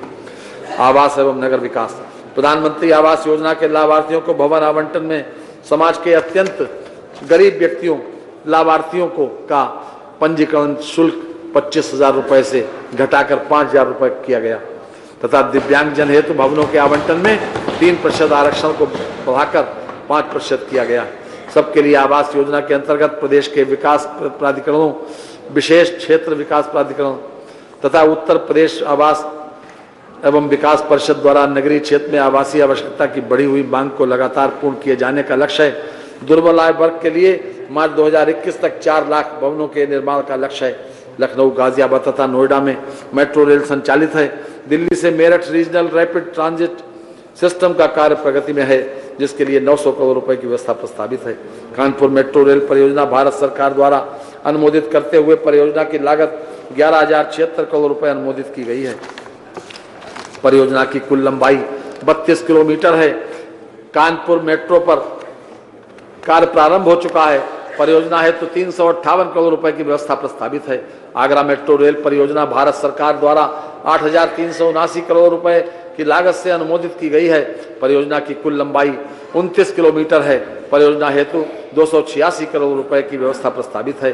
गोरखपुर तथा अन्य शहरों के लिए मेट्रो रेल हेतु प्रस्ताव तैयार किए जा रहे हैं, जिसके लिए 200 करोड़ रुपए की व्यवस्था प्रस्तावित है। लखनऊ में राष्ट्रीय प्रेरणा स्थल की स्थापना हेतु 50 करोड़ रुपए की व्यवस्था प्रस्तावित है। भारत सरकार द्वारा गंगा नदी एवं सहायक नदियों को निर्मल एवं अविरल बनाए जाने के उद्देश्य से नमामि गंगे अभियान संचालित किया जा रहा है। नमामि गंगे परियोजना के अंतर्गत 45 सीवरेज परियोजनाएं प्रारंभ की गई, जिनमें से 12 परियोजनाएं पूर्ण हो चुकी हैं। गंगा नदी के किनारे 12 परियोजनाओं के अंतर्गत 100 घाटों के निर्माण एवं पुनरुद्धार की योजना स्वीकृत है। इनमें 26 घाटों का कार्य पूर्ण कर लिया गया है। अमृत योजना के अंतर्गत प्रारंभ से अब तक पेयजल की 158 एवं सीवरेज की 228 परियोजनाएं निर्माणाधीन हैं। पेयजल के 4,98,798 संयोजन व सीवरेज के 4,20,716 संयोजन दिए जा चुके हैं। लखनऊ, प्रयागराज, आगरा, गाजियाबाद, कानपुर, गोरखपुर, वाराणसी, मथुरा एवं शाहजहांपुर में इलेक्ट्रिक बसों के संचालन का निर्णय लिया गया है। उत्तर प्रदेश इलेक्ट्रिक वाहन मैन्युफैक्चरिंग नीति 2019 का प्रख्यापन किया गया है। प्रदेश में 700 से अधिक इलेक्ट्रिक बसों की व्यवस्था की जा रही है। स्वच्छ भारत मिशन के अंतर्गत प्रदेश के सभी 75 जनपद ODF घोषित हो चुके हैं। स्मार्ट सिटी मिशन के अंतर्गत प्रदेश के 10 शहरों लखनऊ, कानपुर, प्रयागराज, वाराणसी, आगरा, सहारनपुर, बरेली, झांसी, मुरादाबाद तथा अलीगढ़ में लगभग 20,000 करोड़ रुपए की परियोजनाओं का क्रियान्वयन किया जा रहा है। केंद्र सरकार द्वारा चयनित 10 नगर निगमों के अतिरिक्त शेष 7 नगर निगम मेरठ, गाजियाबाद, अयोध्या, फिरोजाबाद, गोरखपुर, मथुरा, वृंदावन एवं शाहजहांपुर को राज्य स्मार्ट सिटी के रूप में विकसित किए जाने का निर्णय लिया गया। बेसिक, माध्यमिक एवं उच्च शिक्षा को बेहतर करने के लिए सतत प्रयास किए जा रहे हैं। स्कूल चलो अभियान के तहत 1 करोड़ 80 लाख बच्चों का नामांकन कराया गया। ऑपरेशन शिक्षा कायाकल्प के माध्यम से 91,236 स्कूलों में बेहतर सुविधाएं दिए जाने का कार्य किया जा रहा है। 15,000 प्राथमिक विद्यालयों तथा 1,000 उच्च माध्यमिक विद्यालयों को अंग्रेजी माध्यम में परिवर्तित किया गया है। वर्तमान शैक्षिक सत्र में लगभग 1 करोड़ 73 लाख छात्राओं को निःशुल्क पाठ्य पुस्तकों एवं कार्य पुस्तिकाओं का वितरण कराया जा चुका है। आगामी शैक्षिक सत्र में लगभग 1 करोड़ 90 लाख छात्र छात्राओं को निःशुल्क पाठ्य पुस्तकें एवं कार्य पुस्तिकाएं वितरित कराए जाने का लक्ष्य है। प्रदेश के प्राथमिक एवं उच्च प्राथमिक स्तर पर स्कूली शिक्षा उन्नयन हेतु समग्र शिक्षा अभियान का क्रियान्वयन प्रदेश सरकार द्वारा किया जा रहा है। इस हेतु 18,363 करोड़ रुपए की व्यवस्था प्रस्तावित है। प्रदेश के स्कूलों में NCERT पाठ्यक्रम लागू किया गया है। प्रदेश के निजी विद्यालयों में शिक्षा ग्रहण करने वाले विद्यार्थियों से ली जाने वाली फीस को विनियमित करने के लिए उत्तर प्रदेश स्वतंत्र विद्यालय शुल्क विनियमन विधेयक 2018 लागू किया गया है। बेटी बचाओ बेटी पढ़ाओ योजना के अंतर्गत 100 टॉपर छात्राओं, 100 टॉपर अनुसूचित जाति, अनुसूचित जनजाति छात्राओं तथा डिप्लोमा सेक्टर की प्रवेश परीक्षा में प्रवेश लेने वाले 300 टॉपर छात्र छात्राओं को लैपटॉप दिया गया। राजकीय माध्यमिक विद्यालयों में अध्यापकों का चयन उत्तर प्रदेश लोक सेवा आयोग प्रयागराज के माध्यम से करने की नवीन व्यवस्था की गई है तथा चयन में लिखित परीक्षा की व्यवस्था को जोड़ा गया है। पारदर्शिता एवं निष्पक्षता के लिए साक्षात्कार की प्रक्रिया समाप्त कर दी गई। सहायक अध्यापक के 10,768 पदों पर भर्ती हेतु लिखित परीक्षा संपन्न हो चुकी है। प्रवक्ता के 3,794 पदों पर भर्ती प्रक्रियाधीन है तथा अतिशीघ्र विद्यालयों में सहायक अध्यापक उपलब्ध होंगे। अशासकीय सहायता प्राप्त माध्यमिक विद्यालयों में अध्यापकों के रिक्त पदों पर पारदर्शी, निष्पक्ष एवं त्वरित चयन हेतु उत्तर प्रदेश माध्यमिक शिक्षा सेवा चयन आयोग प्रयागराज का पुनर्गठन किया गया है। चयन बोर्ड द्वारा 7,482 सहायक अध्यापक एवं 1,290 प्रवक्ता के पदों पर चयन हेतु लिखित परीक्षा कराई गई है। इसके अतिरिक्त आयोग द्वारा 314 प्रवक्ता एवं 1,337 सहायक अध्यापकों के परिणाम घोषित किए गए। उच्च शिक्षा के क्षेत्र में आधारभूत सुविधाओं के विकास के लिए राष्ट्रीय उच्चतर शिक्षा अभियान के अंतर्गत 111 करोड़ रुपए की व्यवस्था प्रस्तावित है। राज्य विश्वविद्यालयों में सहायक प्रोफेसर, एसोसिएट प्रोफेसर तथा प्रोफेसर के रिक्त पदों पर चयन हेतु कार्रवाई प्रारंभ कर दी गई है। राज्य विश्वविद्यालयों में रिक्त पदों के सापेक्ष मानदेय के आधार पर सेवानिवृत्त शिक्षकों से शिक्षण कार्य लिए जाने हेतु शासनादेश निर्गत किया जा चुका है। लोक निर्माण, ग्रामीण मार्गों के निर्माण, चौड़ीकरण एवं सुदृढ़ीकरण हेतु 2,305 करोड़ रुपए तथा राज्य सड़क निधि हेतु 1,500 करोड़ रुपए की व्यवस्था प्रस्तावित है। प्रदेश में लगभग 2,31,000 किलोमीटर लंबाई का मार्ग नेटवर्क लोक निर्माण विभाग के अधीन है। मार्गों के अनुरक्षण हेतु 3,524 करोड़ रुपए की व्यवस्था प्रस्तावित है। विश्व बैंक की सहायता से प्रस्तावित Uttar Pradesh core road network परियोजना के अंतर्गत मार्ग निर्माण कार्यों हेतु 830 करोड़ रुपए की व्यवस्था प्रस्तावित है। एशियन डेवलपमेंट बैंक की सहायता से प्रस्तावित उत्तर प्रदेश मुख्य जिला विकास परियोजना के अंतर्गत मार्ग निर्माण हेतु 755 करोड़ रुपए की व्यवस्था प्रस्तावित है। जनपद मथुरा में गोवर्धन परिक्रमा मार्ग की बाय परिधि में सर्विस रोड के निर्माण का निर्णय किया गया है। पूर्वांचल एवं बुंदेलखंड क्षेत्रों के विकास को और गति प्रदान करने के उद्देश्य से विशेष क्षेत्र कार्यक्रम के अंतर्गत पूर्वांचल निधि हेतु 300 करोड़ रुपए तथा बुंदेलखंड निधि के लिए 210 करोड़ रुपए की व्यवस्था प्रस्तावित है। प्रदेश में मार्ग दुर्घटनाओं में कमी लाने के लिए दुर्घटना बाहुल्य क्षेत्रों में चिन्हित ब्लैक स्पॉट के सुधार तथा विभिन्न सुरक्षा संबंधी कार्यों हेतु 39 करोड़ रुपए की व्यवस्था प्रस्तावित है। नेपाल राज्य को जोड़ने वाली अंतर्राष्ट्रीय सीमा पर उत्तर प्रदेश के 7 जनपदों में मार्ग निर्माण हेतु 14 करोड़ रुपए तथा भूमि अध्यापित हेतु 124 करोड़ रुपए की व्यवस्था प्रस्तावित है। केंद्रीय मार्ग निधि योजना के अंतर्गत मार्गों के निर्माण, चौड़ीकरण एवं सुदृढ़ीकरण को पूर्ण करने हेतु 2080 करोड़ रुपए की व्यवस्था प्रस्तावित है। शहरों में बाईपास, रिंग रोड एवं चौराहों पर फ्लाईओवर आदि के निर्माण हेतु 170 करोड़ रुपए की व्यवस्था प्रस्तावित है। ऐसे राज्य मार्ग जो अभी भी single lane oblique double lane चौड़े हैं को कम से कम 2 तथा अधिक यातायात घनत्व वाले मार्गों को यातायात की आवश्यकता के अनुसार 2 लेन विद पेव्ड शोल्डर अथवा 4 लेन चौड़ा किया जाना प्रस्तावित है। पुलों के निर्माण हेतु 2529 करोड़ रुपए की व्यवस्था प्रस्तावित है। जनपद कौशाम्बी पर्यटन स्थल को जनपद प्रयागराज मुख्यालय वाया एयरपोर्ट से 4 लेन से जोड़ने हेतु भूमि का अधिग्रहण किया जाएगा। न्याय, हमारी सरकार आम जनता को त्वरित न्याय दिलाने के लिए प्रतिबद्ध है। इस हेतु हमारी सरकार ने विधिक वादों के त्वरित निपटारे हेतु न्यायालयों एवं ट्रिब्यूनल्स की स्थापना की गई है और न्यायाधीशों की नियुक्तियां की गई हैं। प्रदेश में POCSO protection of children from sexual offences act के अधीन प्रचलित आपराधिक वादों के शीघ्र निस्तारण के लिए 218 न्यायालयों के गठन का निर्णय लिया गया है। अब तक स्थापित महिलाओं के विरुद्ध आपराधिक कोर्ट्स की संख्या 81 है। अनुसूचित जनजाति अत्याचार निवारण अधिनियम के 25 कोर्ट तथा 13 कमर्शियल कोर्ट्स की स्थापना कराई गई है। निर्वाचित सांसदों, विधायकों के लंबित आपराधिक वादों के लिए एक स्पेशल कोर्ट का गठन किया गया है। 24 स्थायी लोक अदालत तथा 75 मोटर एक्सीडेंट क्लेम ट्रिब्यूनल स्थापित किए गए हैं। माननीय उच्च न्यायालय इलाहाबाद हेतु मल्टी लेवल पार्किंग तथा कॉन्फ्रेंस रूम के निर्माण की योजना स्वीकृत की गई है। माननीय उच्च न्यायालय इलाहाबाद में 20 कोर्ट रूम तथा 30 अधिवक्ता चैम्बर्स का निर्माण कराया गया है। प्रदेश के अधीनस्थ न्यायालयों में 194 नए कोर्ट रूम निर्मित किए गए हैं। जिला न्यायालय इलाहाबाद में अधिवक्ताओं के लिए 39 चैम्बर्स एवं 2 बड़े हॉल निर्मित किए गए हैं। सिविल जज जूनियर डिवीजन के 610 पदों पर तथा उच्चतर न्यायिक सेवा के 51 पदों पर नियुक्ति हुई है।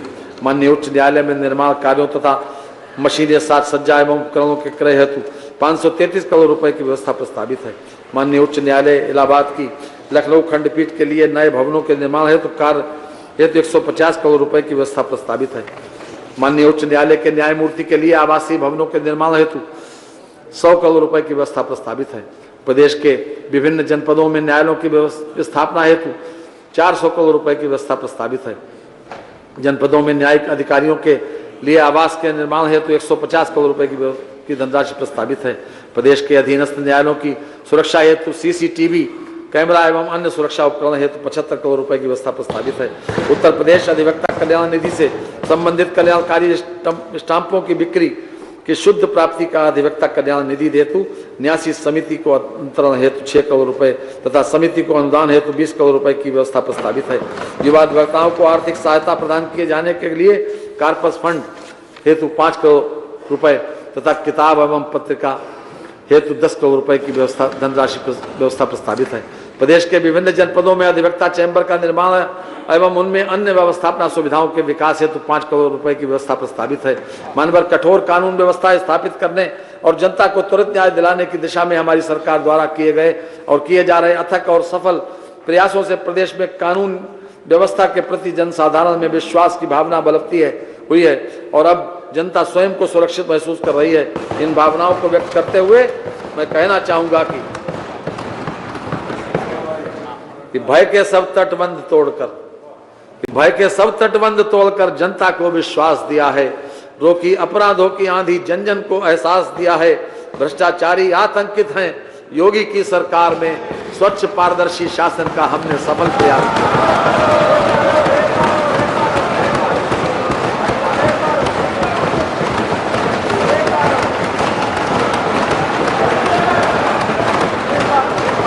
भय के सब तटबंध तोड़कर जनता को विश्वास दिया है। रोकी अपराधों की आंधी, जन जन को एहसास दिया है। भ्रष्टाचारी आतंकित हैं, योगी की सरकार में स्वच्छ पारदर्शी शासन का हमने सफल प्रयास किया।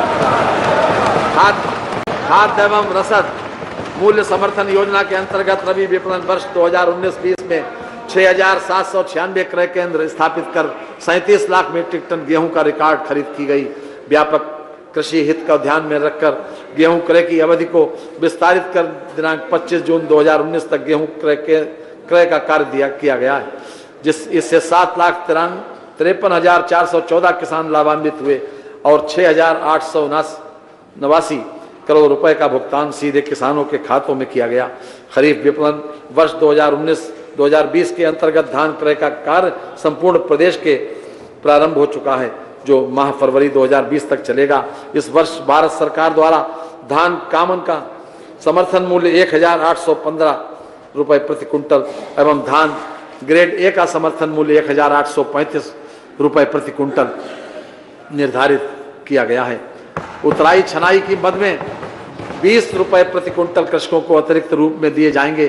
3,799 क्रय केंद्रों के माध्यम से अभी तक 53,15,000 मीट्रिक टन धान खरीद की जा चुकी है, जिससे 6,58,041 किसान लाभान्वित हुए हैं तथा 8,966 करोड़ रुपए का भुगतान सीधे किसानों के खातों में किया गया है।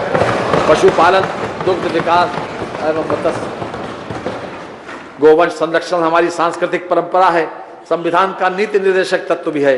वर्ष 2018-2019 में प्रदेश में दुग्ध उत्पादन 305 लाख मीट्रिक टन रहा। वर्ष 2019-20 में दुग्ध उत्पादन का लक्ष्य 340 लाख मीट्रिक टन रखा गया है। अक्टूबर 2019 तक 175 लाख मीट्रिक टन दूध का उत्पादन हुआ है।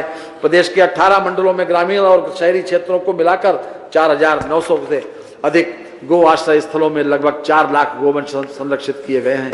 मुख्यमंत्री सहभागिता योजना अंतर्गत 46,000 से अधिक गोवंश को इच्छुक पशुपालकों की सुपुर्दगी में दिया गया है। राष्ट्रीय पशु रोग नियंत्रण कार्यक्रम के अंतर्गत खुरपका, मुहपका एवं ब्रुसेलोसिस रोग नियंत्रण हेतु एक्शन प्लान तैयार कर भारत सरकार को प्रेषित किया गया है, जिसका लक्ष्य वर्ष 2030 तक प्रदेश को खुरपका, मुहपका रोग से मुक्त कराया जाना है। आपकी इच्छा के अनुसार ही है। दुग्ध व्यवसाय ऐसा व्यवसाय है जो ग्रामीण क्षेत्र विशेष रूप में से अनुसूचित जाति, अन्य पिछड़ा वर्ग एवं समाज के निर्बल, भूमिहीन, मजदूर, बेरोजगारों हेतु आजीविका का महत्वपूर्ण स्रोत है। वर्ष 2018-19 में कार्यरत 7,293 सहकारी दुग्ध समितियों के माध्यम से 3,31,000 लीटर प्रतिदिन दूध का उपार्जन कर 1,73,000 लीटर प्रतिदिन नगरीय दूध बिक्री किया गया। वर्तमान वर्ष में कार्यरत 6,968 सहकारी दुग्ध समितियों के माध्यम से 2,26,000 लीटर प्रतिदिन दूध का उपार्जन कर 1,88,000 लीटर प्रतिदिन नगरीय दूध विक्रय किया जा रहा है। आगामी वर्ष में ग्राम पंचायतों के स्वामित्व वाले 5,000 हेक्टेयर सामुदायिक तालाबों का 10 वर्षीय पट्टा आवंटन व समस्त स्रोतों से 295 करोड़ मत्स्य बीज उत्पादन एवं मत्स्य बीज वितरण का लक्ष्य प्रस्तावित है। आगामी वर्ष में 1,93,000 मत्स्य पालकों को निःशुल्क प्रीमियम पर मछुआ दुर्घटना बीमा योजना से आच्छादित किए जाने का लक्ष्य है। आवास विहीन 1,000 मत्स्य पालक परिवारों को 1,20,000 रुपए प्रति आवास की दर से निःशुल्क आवास की सुविधा उपलब्ध कराए जाने का लक्ष्य है। पर्यटन, संस्कृति एवं धर्मार्थ कार्य उत्तर प्रदेश में वर्ष 2018 में 28 करोड़ 88 लाख से अधिक पर्यटक आए, जिनमें भारतीय पर्यटकों की संख्या 28 करोड़ 50 लाख एवं विदेशी पर्यटकों की संख्या 37,80,000 है। वर्ष 2019 में माह जुलाई तक 39 करोड़ 80 लाख पर्यटक आए, जिनमें भारतीय पर्यटकों की संख्या 39 करोड़ 49 लाख एवं विदेशी पर्यटकों की संख्या 30,78,000 है। अयोध्या में दीपोत्सव का आयोजन 26 अक्टूबर 2019 को पुनः किया गया तथा इस अवसर पर 4,04,026 से अधिक दीप जलाए गए। यह नया कीर्तिमान था, जिसे Guinness book of the world record में सम्मिलित किया गया।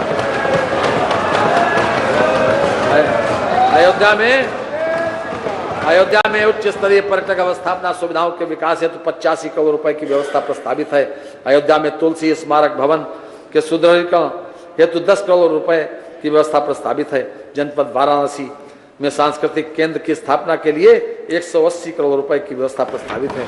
उत्तर प्रदेश पर्यटन नीति 2018 के अंतर्गत पर्यटन क्षेत्र हेतु 18,311 करोड़ रुपए के निवेश हेतु प्राप्त 212 प्रस्तावों के सापेक्ष 105 पंजीकरण प्रमाण पत्र निवेशकों को जारी किए जा चुके हैं। नीति अंतर्गत पर्यटन इकाइयों को प्रोत्साहन हेतु 50 करोड़ रुपए की व्यवस्था प्रस्तावित है।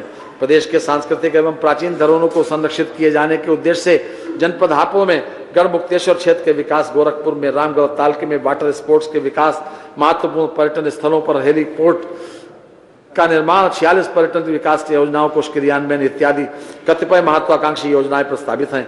प्रदेश में प्राचीन संस्कृति एवं संपदा के बिखरे पड़े अवशेषों को प्रकाश में लाने एवं भावी पीढ़ी के लिए उन्हें संरक्षित करने एवं पुरातात्विक महत्व के स्थलों से स्मारकों एवं पुरावशेषों को सर्वेक्षण, प्राचीन स्मारकों के जीर्णोद्धार एवं परिरक्षण, पुरातात्विक महत्व के स्थलों का उत्खनन आदि कार्य किए जा रहे हैं। जनपद गोरखपुर में आधुनिक प्रेक्षागृह का निर्माण, कबीर अकादमी की स्थापना, जनपद बलरामपुर में इमलिया कोडर व इसके आसपास थारू जनजाति की संस्कृति के संरक्षण हेतु संग्रहालय की स्थापना, रामलीला मैदानों की 4 दीवारियों का निर्माण, गुरु गोरक्षनाथ शोध पीठ की स्थापना, पंडित सूर्यकांत त्रिपाठी निराला जी की जन्मस्थली गढ़कोला उन्नाव में विशाल स्मृति भवन, पुस्तकालय एवं अन्य निर्माण कार्य कराए जा रहे हैं। जनपद गोरखपुर के रामगढ़ ताल में वाटर स्पोर्ट्स के विकास हेतु 25 करोड़ रुपए की व्यवस्था प्रस्तावित है। श्री काशी विश्वनाथ मंदिर विस्तारीकरण एवं सौंदर्यीकरण योजना हेतु 200 करोड़ रुपए की व्यवस्था प्रस्तावित है। काशी हिंदू विश्वविद्यालय के अंतर्गत वैदिक विज्ञान केंद्र के निर्माण हेतु 18 करोड़ रुपए की व्यवस्था प्रस्तावित है। कैलाश मानसरोवर यात्रा अनुदान हेतु 8 करोड़ रुपए एवं सिंधु दर्शन यात्रा अनुदान हेतु 10 लाख रुपए की व्यवस्था प्रस्तावित है। वन एवं पर्यावरण, वन स्थिति रिपोर्ट 2017 के अनुसार प्रदेश के भौगोलिक क्षेत्रफल का 9.18% क्षेत्र वनावरण एवं वृक्षारोपण से आच्छादित है, जो वर्ष 2015 के सापेक्ष 676 वर्ग किलोमीटर की वृद्धि दर्शाता है। दिनांक 9 अगस्त 2019 को वृक्षारोपण महाकुंभ में एक ही दिन में 22 करोड़ 59 लाख पौधों का रोपण किया गया। 9 अगस्त 2019 को प्रयागराज में एक ही स्थल पर एक ही दिन में सर्वाधिक पौधों का वितरण किया गया, जिसे Guinness book of world records में सम्मिलित किया गया। मानव वन्य जीव संघर्ष को आपदा घोषित करने वाला उत्तर प्रदेश प्रथम राज्य है। प्रभावी सुरक्षा व्यवस्था तथा प्रवर्तन के कारण राज्य में बाघों की संख्या वर्ष 2014 के 117 से बढ़कर वर्ष 2018 में 173 हो गई है। वर्ष 2030 तक वनावरण एवं वृक्षावरण 15% तक किए जाने का लक्ष्य है, जिसके लिए विभिन्न वृक्षारोपण योजनाओं में सड़क, रेलवे लाइन तथा कृषकों की निजी भूमि पर बृहद स्तर पर बीहड़, खादर व अवनत वन भूमि, सामुदायिक भूमि तथा कृषकों की निजी भूमि पर बृहद स्तर पर वृक्षारोपण कराने का कार्य योजना है। वन्य जीव संरक्षण की दिशा में नई तकनीक के प्रयोग हेतु IIT कानपुर को तकनीकी पार्टनर चिन्हित किया गया है। दुधवा टाइगर रिजर्व में एम स्ट्राइप्स ऐप के माध्यम से स्मार्ट पेट्रोलिंग प्रारंभ की गई है। पर्यावरण को स्वच्छ एवं स्वस्थ बनाने के उद्देश्य से राज्य सरकार द्वारा पॉलीथीन के निर्माण एवं उपयोग पर पूर्ण प्रतिबंध लगाया गया।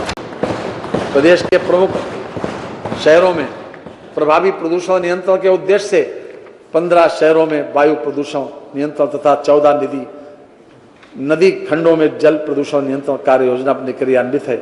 इसके अतिरिक्त NCR क्षेत्र एवं लखनऊ, कानपुर, आगरा, वाराणसी, मुरादाबाद में कॉम्प्रिहेंसिव प्रदूषण नियंत्रण कार्य योजना क्रियान्वित है।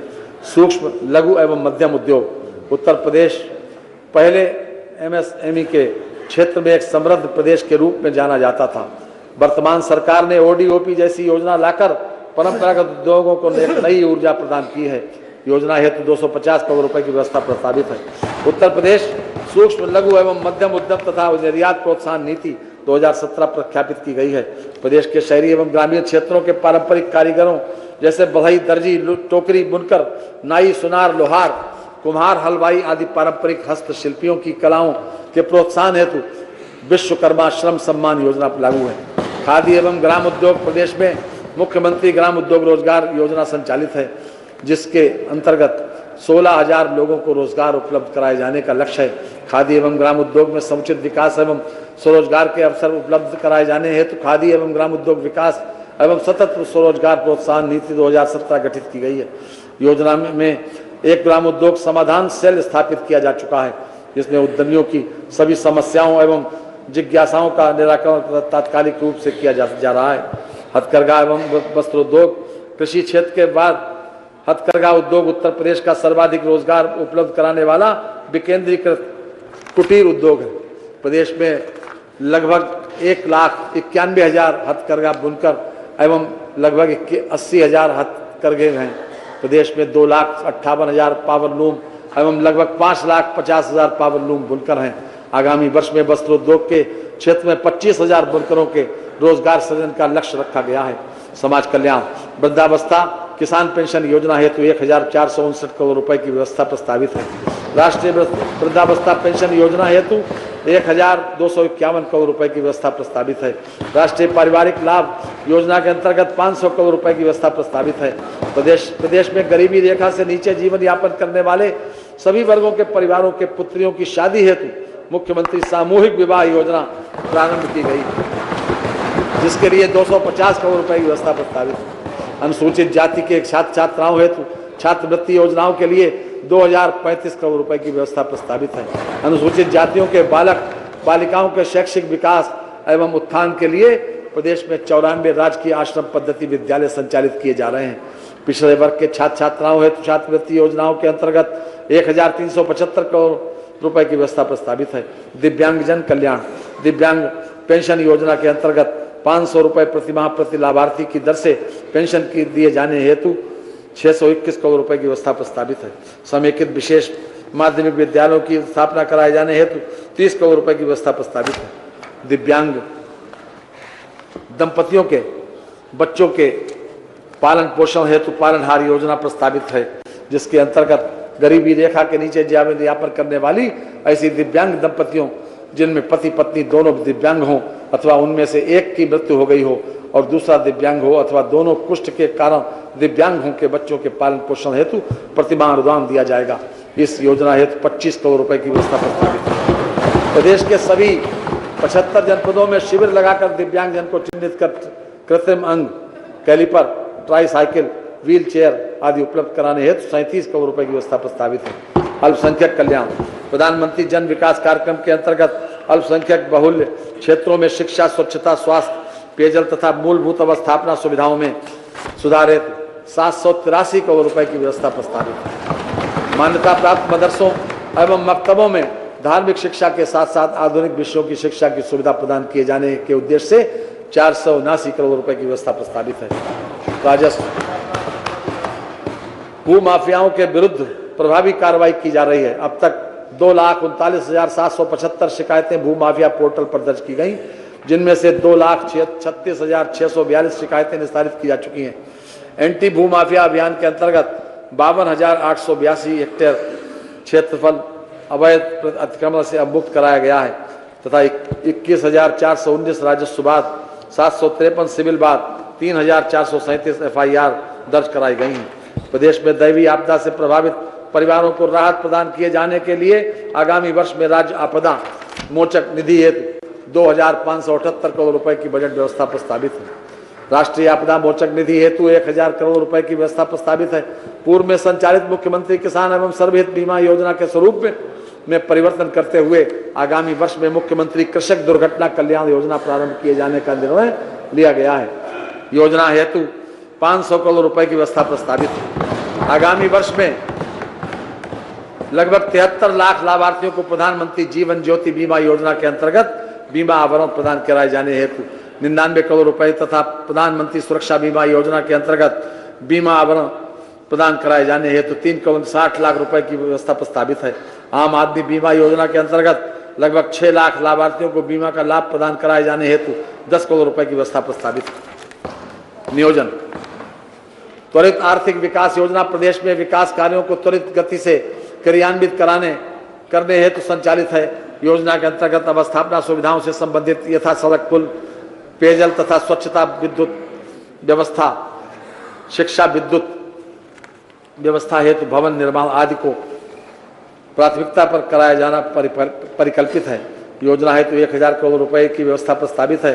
राज्य आय के संशोधित अनुमान के अनुसार प्रदेश की प्रति व्यक्ति आय वर्ष 2018-19 में संशोधित अग्रिम अनुमान में 64,330 रुपए आकलित हुई।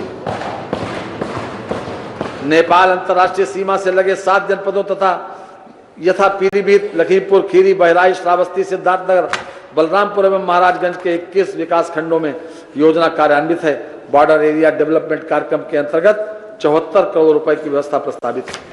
मान्यवर, विभागवार महत्वपूर्ण योजनाओं एवं कार्यक्रमों हेतु आय व्यय में की गई व्यवस्थाओं का विवरण प्रस्तुत करने के पश्चात मैं राजकोषीय सेवाओं का विवरण प्रस्तुत कर रहा हूं।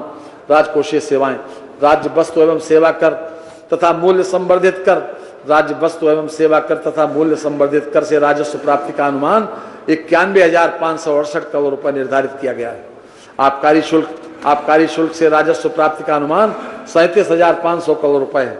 स्टाम्प एवं पंजीकरण से 23,197 करोड़ रुपए की प्राप्ति अनुमानित है। वाहन कर से 68,650 करोड़ रुपए प्राप्ति की अनुमानित है। वित्तीय वर्ष के बजट अनुमान: मानव प्रस्तुत बजट का आकार 5,12,860 करोड़ 72 लाख रुपए। बजट में 10,967 करोड़ रुपए 10,967 करोड़ 87 लाख रुपए की गई नई योजनाएं सम्मिलित की गई हैं। प्राप्तियां: कुल प्राप्तियां 5,558 करोड़ 53 लाख रुपए अनुमानित हैं। कुल प्राप्तियों में 4,22,567 करोड़ 83 लाख रुपए की राजस्व प्राप्तियां तथा 77,990 करोड़ 70 लाख रुपए की पूंजीगत प्राप्तियां सम्मिलित हैं।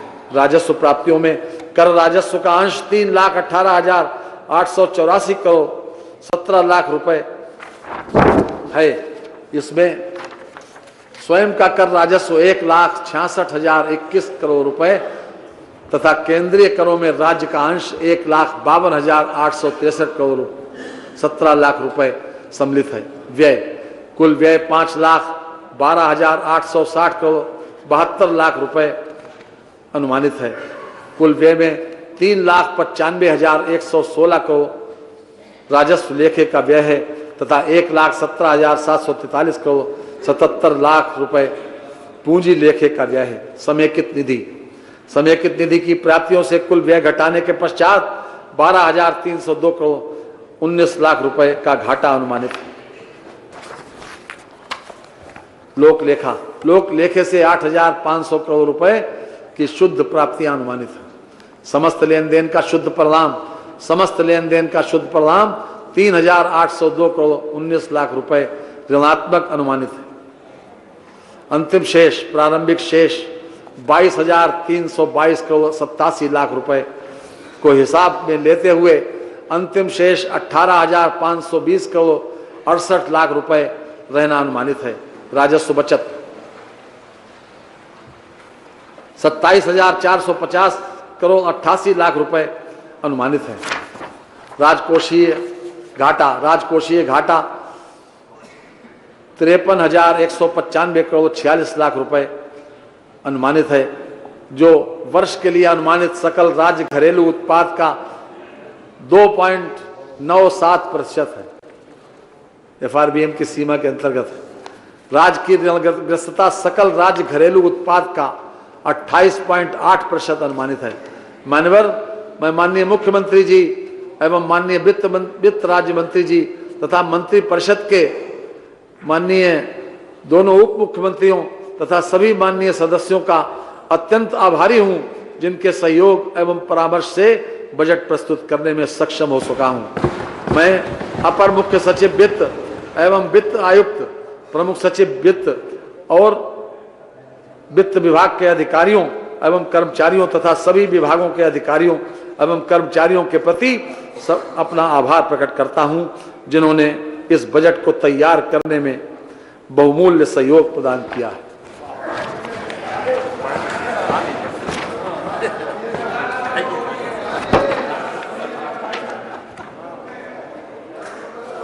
अब ये यूपी के लिए 4 लाइनें समर्पित हैं, आप लोगों की अनुमति हो तो। माननीय मुख्यमंत्री जी के नेतृत्व में क्या करेंगे सुन लीजिए। बचाएंगे, सजाएंगे, संवारेंगे तुझे, हर मिटे नक्श को चमका के उभारेंगे तुझे। राह इमदाद की देखें ये भले गौर नहीं, हम नरेंद्र भाई के साथी हैं, कोई और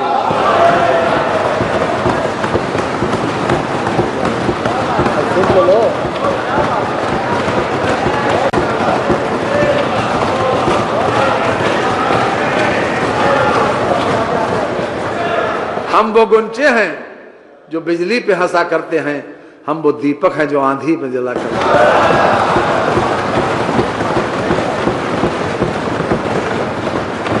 एक शायर ने कहा है कि अमल से जिंदगी बनती है, जन्नत भी जहन्नुम भी, ये खाकी अपनी किस्मत से न नूरी है न नारी।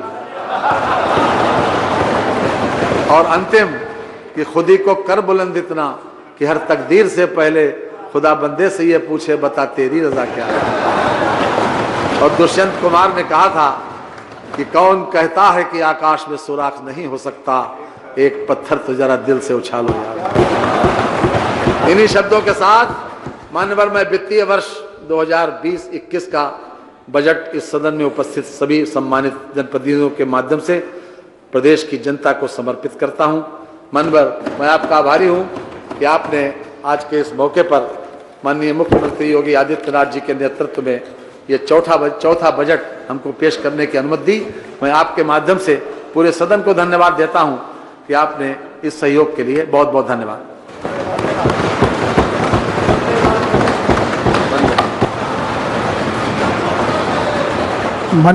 मने राकेश जी का 300 में एक नोटिस था, उसको सुन लें, क्या कहना चाहते हैं? माननीय अध्यक्ष जी, आपने हमको 300 में बोलने का मौका दिया, इसके लिए मैं आपका आभार व्यक्त करता हूं। माननीय संसदीय कार्य मंत्री जी, माननीय व्यवस्थित कर दे, केवल इनका सुन लीजिए, उसके बाद फिर स्थगित कर दें। इनका केवल सुन लीजिए, वो सुनने से काम बन जाएगा, पढ़ना नहीं। मैं सदन का ध्यान विधानसभा के उप बेसन के आप बैठ जाइए। लंच ब्रेक का समय निर्धारित न होने की स्थिति की ओर आकर्षित करना चाहता हूं। उत्तर प्रदेश विधान परिषद में माननीय सदस्यों के लिए लंच ब्रेक का समय निर्धारित है।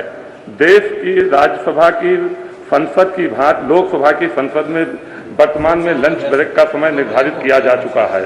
लंच ब्रेक न होने के कारण माननीय सदस्यों को अपराह्न भोजन व नाश्ते में कठिनाई होती है, क्योंकि भोजन नाश्ते के लिए सदन का उपवेशन छोड़कर जाना होता है।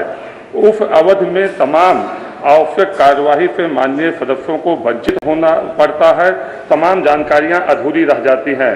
अतः मैं इस औचित्य के प्रश्न पर सदन का ध्यान आकर्षित करते